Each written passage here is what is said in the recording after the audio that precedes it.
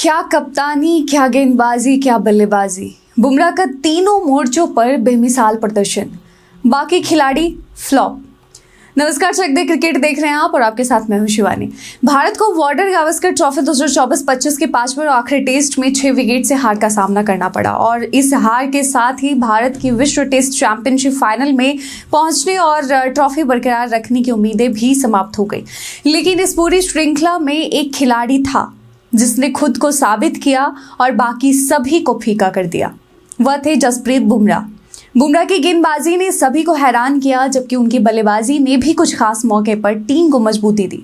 और हाँ, भले ही कुछ लोग कहें कि बुमराह की कप्तानी में जीत एक संयोग है, लेकिन जीत तो जीत होती है। इस सीरीज में जब हर कोई संघर्ष कर रहा था, बुमराह ने अपने कंधों पर जिम्मेदारी उठाई और रिकॉर्ड बनाए। और भारत की वह आखिरी और पहली जीत थी ऑस्ट्रेलिया के खिलाफ इस सीरीज पर। तो बुमराह ने इस सीरीज में कप्तान, गेंदबाज और बल्लेबाज के रूप में अपना दम दिखाया, जिससे उनके मूल्य का कोई अंदाजा भी नहीं लगा सकता। बुमराह की कप्तानी इस सीरीज की सबसे बड़ी सकारात्मक बात थी। पर्थ टेस्ट में जब टीम को जरूरत थी, बुमराह ने जबरदस्त नेतृत्व दिखाया और टीम को जीत दिलाई। उनके फैसलों ने साबित किया कि वे केवल गेंदबाजी के लिए माहिर नहीं बल्कि कप्तानी में भी माहिर हैं। उनके नेतृत्व ने टीम को मानसिक मजबूती दी और वह लगातार प्रेरणा का स्रोत बने रहे। बुमराह ने गेंदबाजी में अद्वितीय प्रदर्शन किया, कई रिकॉर्ड्स तोड़े, 32 विकेट लेकर भारत के सबसे प्रभावी गेंदबाज बने। उनका गेंदबाजी कौशल, जो गति, सटीकता और बाउंसर का बेजोड़ संयोजन था, ऑस्ट्रेलियाई बल्लेबाजों के लिए किसी बुरे सपने जैसा था। और ट्रेविस हेड का एक बयान भी आया जिसमें जब बुमराह चोटिल हो गए सिडनी टेस्ट से पहले, तो उन्होंने कहा कि हम खुश थे कि बुमराह चोटिल हो गए हैं। बुमराह ने सीरीज में 3 बार 5 विकेट लेने का कारनामा भी किया। जब भी टीम को विकेट की जरूरत पड़ी, बुमराह ने खुद को साबित किया। उनकी गेंदबाजी के सामने ऑस्ट्रेलियाई बल्लेबाज सिर्फ टुकड़ों में नजर आए। कह सकते हैं कि जब भी ऑस्ट्रेलिया कम अंकों पर सिमटी, उसके पीछे की वजह बुमराह थे। सिडनी टेस्ट के पहले इनिंग में बुमराह ने 22 रन बनाकर साबित किया कि वह केवल गेंदबाज नहीं बल्कि बल्लेबाजी में भी महत्वपूर्ण भूमिका निभाने में सक्षम है।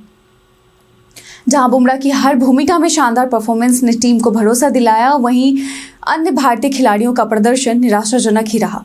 अगर बात विराट कोहली की करें तो विराट कोहली ने पर्थ टेस्ट की दूसरी पारी में शतक, नाबाद 100 रन तो बनाया, लेकिन बाकी 8 पारियों में उनका प्रदर्शन बहुत ही खराब रहा और बाकी पारियों को मिलाकर महज 90 रन वो बना पाए। और कोहली के आउट होने के तरीके ने उनके टेस्ट क्रिकेट में भविष्य पर सवाल उठाए। जब टीम को उनकी सबसे ज्यादा जरूरत थी, वह लगातार अपनी गलतियों को दोहराते रहे और ऑफ साइड में खेल खेल कर सभी भारतीय फैंस का मूड ऑफ करते रहे। अगर बात रोहित शर्मा की करें तो रोहित शर्मा ने इस सीरीज में सिर्फ 31 रन बनाए, जो उनके जैसे अनुभवी खिलाड़ी के लिए बेहद निराशाजनक है। उन्होंने 3 टेस्ट में 5 पारियां खेली, लेकिन वहां भी लगातार कोई प्रभाव नहीं छोड़ा। रोहित के बल्लेबाजी ने पूरी सीरीज में निरंतरता की कमी दिखाई। हालांकि उन्होंने यह स्वीकार किया कि वो रन नहीं बना पा रहे थे, लेकिन यह स्वीकारने में उनको 3 टेस्ट मैचों का समय लगा, जो भारत के लिए बेहद नुकसानदेह साबित हुआ। ऋषभ पंत की बात करें तो ऋषभ पंत ने सिडनी टेस्ट में 33 गेंदों पर 61 रन बनाकर एक रिकॉर्ड तो बना लिया, लेकिन उनके बाकी के प्रदर्शन में निरंतरता का अभाव था। उनके 184 के स्ट्राइक रेट को देखकर लगा कि वह टेस्ट क्रिकेट को एक T20 मैच समझ रहे हैं। हालांकि उनका सबसे तेज 50 का रिकॉर्ड बना, लेकिन उन्होंने कभी भी टीम के लिए मैच जीतने में अहम भूमिका नहीं निभाई। उनका योगदान टीम की जीत के लिए नहीं था बल्कि खुद के लिए अधिक था। यशस्वी जायसवाल ने 1 शतक और 2 अर्धशतक जरूर बनाए सीरीज में, लेकिन उनकी कुल रन की संख्या 391 से टीम के बाकी प्रदर्शन को छुपाया नहीं जा सकता। उनकी चपलता में प्रभाव था, लेकिन यह भी सच है कि उनका प्रदर्शन लगातार नहीं था और भारत को जीत में उनकी भूमिका बहुत महत्वपूर्ण नहीं साबित हुई। केएल राहुल की बात करें तो उन्होंने इस सीरीज में 2 अर्धशतक जरूर बनाए, लेकिन उनकी बल्लेबाजी में निरंतरता की भारी कमी रही। 276 रन बनाने के बावजूद वह मैच जीतने के लिए एक बड़ी पारी नहीं खेल पाए। उनका ओपनिंग रोल में प्रदर्शन कहीं से भी प्रभावशाली नहीं था और उन्होंने अपनी भूमिका निभाने में खासी कठिनाइयां भी झेली।